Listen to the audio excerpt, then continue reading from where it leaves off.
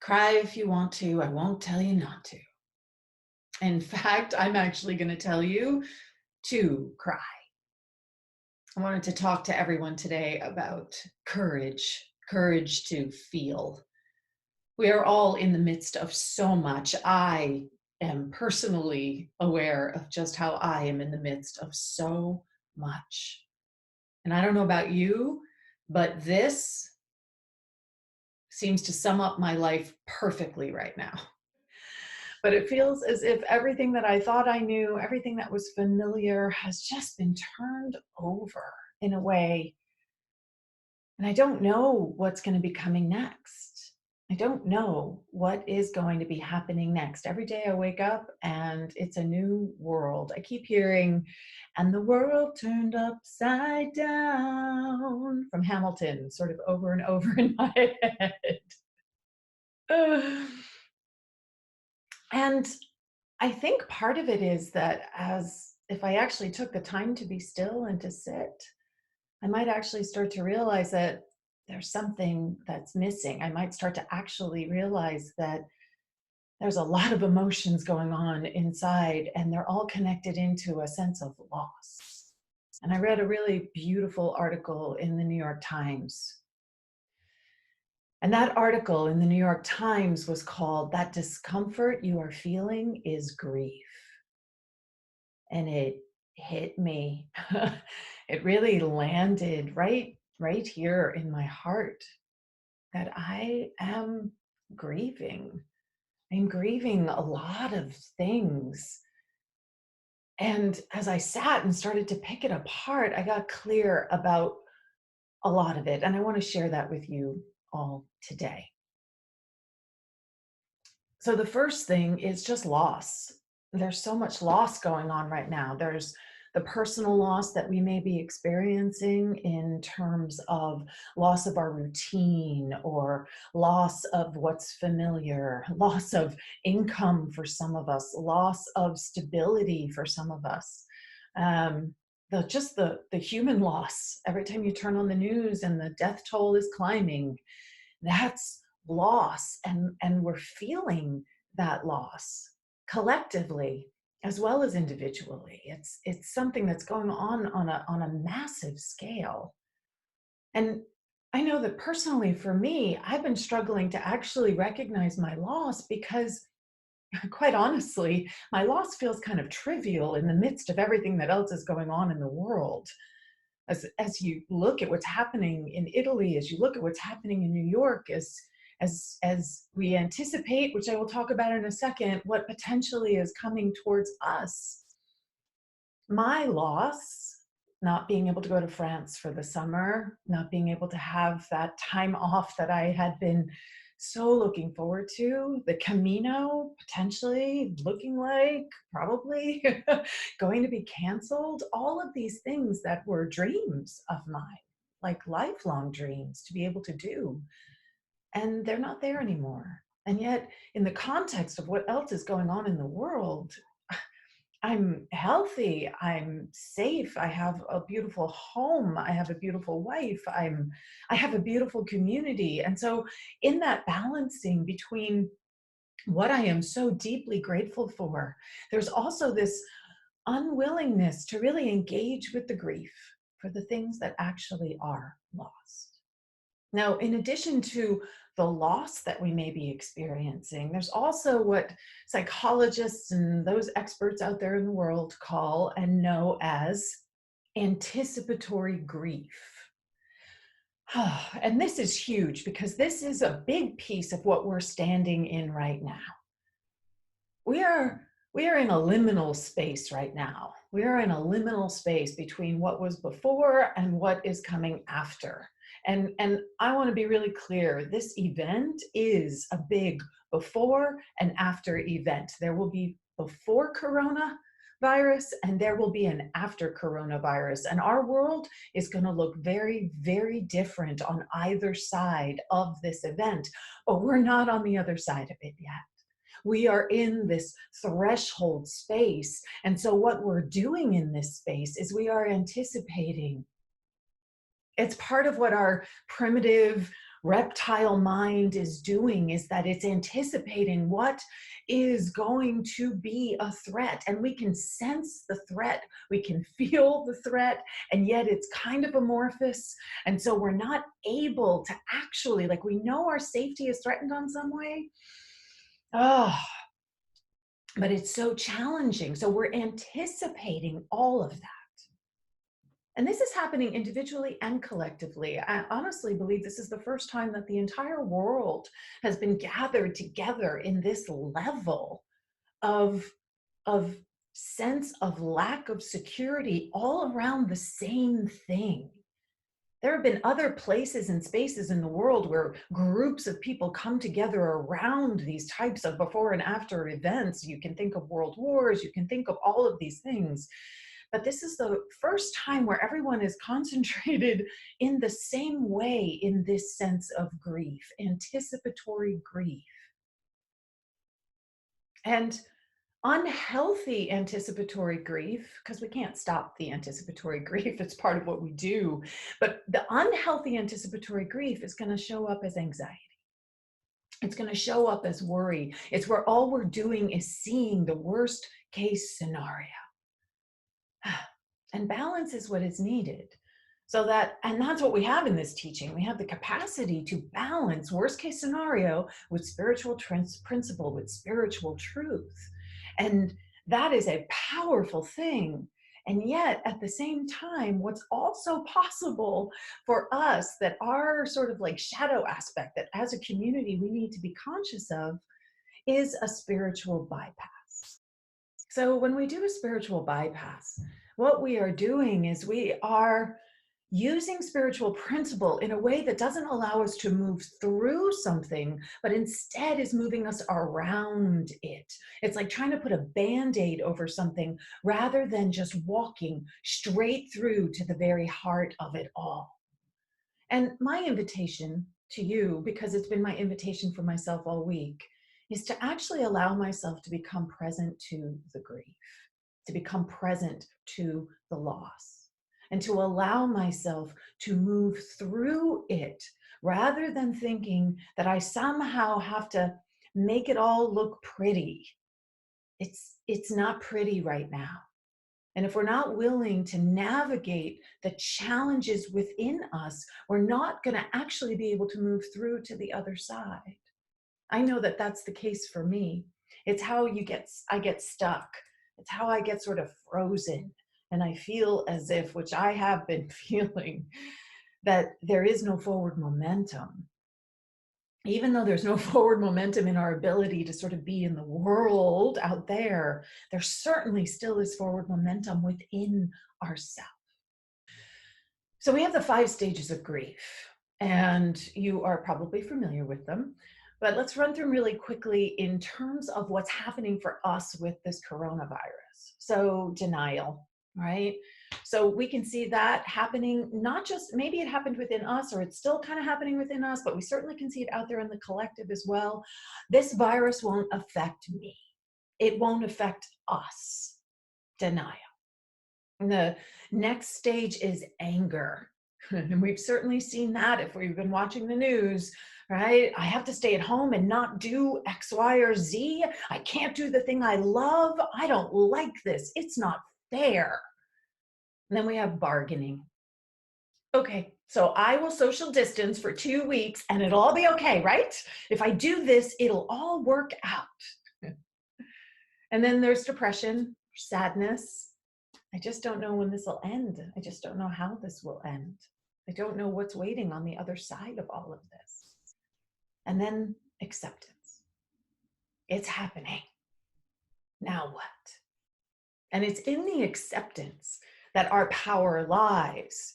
Now, remember how I said that these were the 5 stages, but they're not linear. We don't actually move through them linearly. So how we want grief to work is that it's this straight line. But the truth is that is not how, this is how grief looks. This is how it really looks. It goes all over the place. So there may be areas of your life where you are completely in acceptance and you know what's happening and you are moving forward. And there may be other areas in your life where you just are sad. I know I am. I'm just sad about the fact I'm not going to get to go to France, right? And the bargaining piece, maybe somewhere in there you're bargaining, right? Well, I can do this and then it'll all work out if I do this. And maybe there's a part of you that's still angry. That's still angry at what's been happening. And then maybe there's a part of you that's still in denial about the fact that this is huge and our world is changing. And there's gifts in that, right? There's tremendous gifts in that. And what we are invited into always is present moment awareness. This is what our teaching is founded on. This is what we get called back to again and again and again and again and again and again. It's why we call it a practice. Not because we ever achieve something, not because we're ever done, but because we continually get invited into, I am going to show up. I'm going to ground myself and root myself in my practice. And my practice is knowing that things are happening out there in the world. My practice is not that there is nothing that's going to affect me or impact me, or it's that I am actually rooted in my principles as I navigate what is showing up in the world around me. I am anchored in my principles, not as a spiritual bypass. So I'm avoiding the uncomfortable space within me, the discomfort that I am feeling. I am using spiritual principle, compassion, love, grace, present moment awareness to actually meet myself in love as I experience whatever I experience. Our emotions are going to happen. They're going to move through us. The only time we get stuck in them is when we try not to feel them. If we allow them to move through us and have fluidity with them, then we are actually open and ready and prepared for this beautiful, beautiful, beautiful opportunity to connect in new and powerful ways. I saw this image and I thought, that's my heart right now. It's sort of hidden and a flame and a light with a passion, and yet I'm protecting it.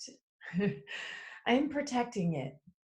And my invitation to you and to me, because this is as much for me as it is for you, is to let the protection down and to allow the grief, the missing. I miss you guys. I'm just going to own up to that. I miss you. I miss being able to see you and hug you.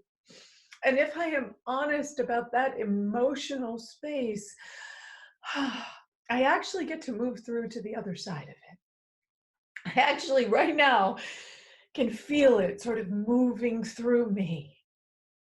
It's only when we deny it that we get stuck in it.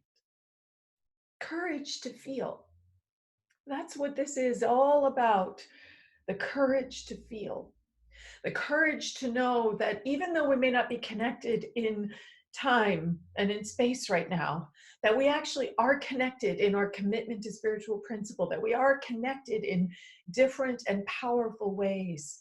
And that even though we may feel alone, we truly aren't alone. There is an entire world out there that is navigating that with us. And we get to join them in consciousness. We get to join them in consciousness. Community is not about proximity. Community is about connecting in that understanding of who and what we truly are. The company we keep matters immensely, particularly right now, as we may be feeling vulnerable and we may be feeling a little fragile. So I found this song and it inspires me and it made me think of all of you. So let's just take a moment and allow this beautiful, beautiful song. It's being performed by Thrive Choir. They're out here in the East Bay. We Shall Be Known, which is actually by Mom Muse. And let's just take a moment and allow this beautiful, beautiful song to speak to us.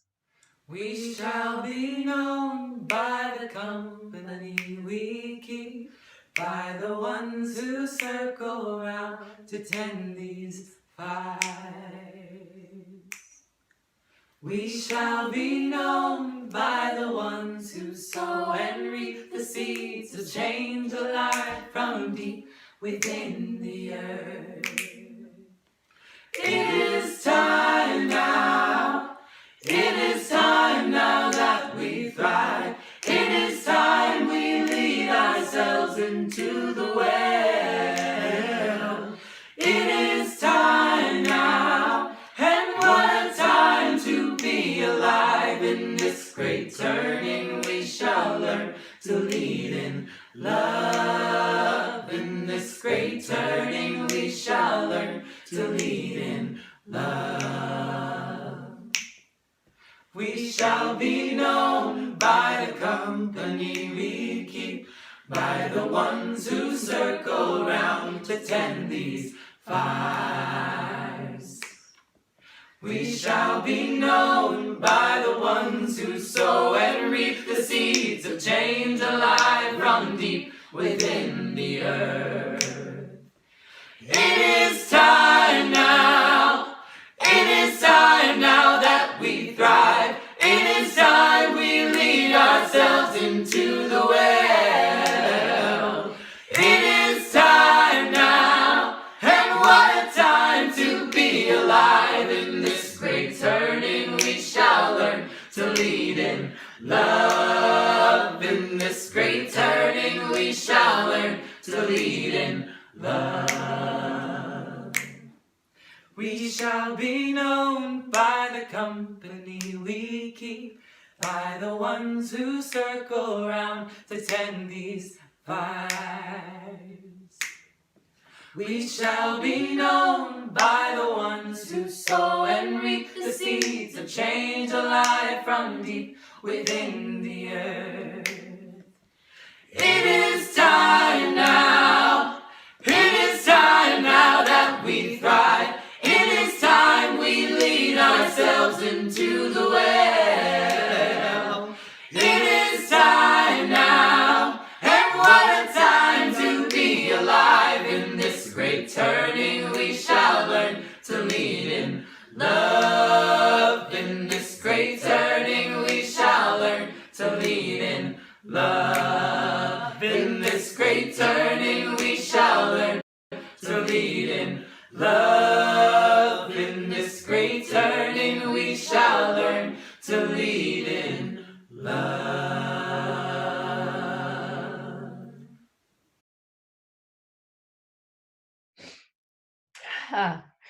In this great turning, we shall learn to lead in love. And we need to feed the well. We need to be in the well. And that means that we need to be willing to walk through to that space and know that we have each other, even if it doesn't feel like it, even though it's expressing in a different way, that this is an opportunity for us to deeply practice, but we have to be allowed. We have to give ourselves permission to truly be in touch with that emotional space that is, for me at least, so alive right now, so present.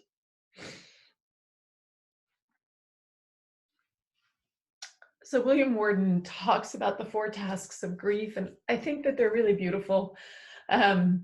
Tears, and a teacher told me once that you can't grow anything without water. So tears are a way for us to water ourselves, to water the world, so that we can lead with love. And the idea that it's what grief does for us, if we allow it, is we first accept the reality of the loss, whatever that loss may be right now. We just have to accept it, and then experience the pain that that loss brings, the sadness, just allowing ourselves to really be in it. And then we get to adjust. And a lot of us are doing that. We're doing that in a lot of ways. As I said, none of this is linear. So with the adjustments happening, and then we might need to also then experience the loss again, and then the adjustment happens. And eventually we're going to invest in a new reality. It's just that we don't really know what that new reality is right now. It's a moving target. So we breathe and we anchor principle.